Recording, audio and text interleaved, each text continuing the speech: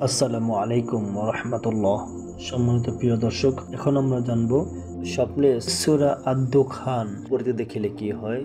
যে ব্যক্তি সূরা আদ-দুখান স্বপ্ন পড়তে দেখিবে সে অনেক ধন সম্পদ লাভ করিবে এবং বিশ্বাসের দুর্বলতা, কবর ও দোজখের আযাব এবং জালেমদের প্রতাপ হইতে বাঁচিয়া থাকিবে। সুবহানাল্লাহ। কোন ব্যক্তি যদি সূরা আদ-দুখান স্বপ্ন পড়তে দেখে সে ধন সম্পদ লাভ করিবে এবং বিশ্বাসের দুর্বলতা, অর্থাৎ কারো প্রতি যদি বিশ্বাস করে যে দুর্বলতা মনে করে যে না কি তাকে বিশ্বাস করা যায় বা যায় না, এমন আরেকটা হচ্ছে তার নিজের উপর কেউ যদি নিজেকে বিশ্বাস করে সেই বিশ্বাসের অন্যের কাছে বিশ্বাসী হওয়ার যে দুর্বলতা রয়েছে সেটা দূর হয়ে যাবে এবং কবর এবং দোজখের আযাব দূর হয়ে যাবে এবং জালেমদের প্রতাপ হইতে বাঁচিয়া থাকিবে। যে ব্যক্তি সূরা আদ-দুখান স্বপ্ন পড়িতে দেখিবে সে কবরের আযাব এবং দোজখের আযাব হইতে সে বাঁচিয়ে থাকবে। দুনিয়াতে জালেমদের যে প্রতাপ রয়েছে,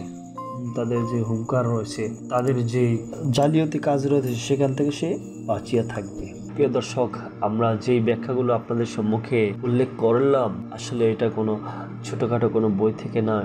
এটা বিখ্যাত তাবি ইমাম ইবনে সিরিন রহমতুল্লাহি আলাই এর স্বপ্নের তাবিরের বই থেকে নেওয়া হয়েছে। আর স্বপ্নে পবিত্র কোরআনের কোনো আয়াত বা সূরা পড়তে দেখা মানে অনেক ভাগ্যের ব্যাপার।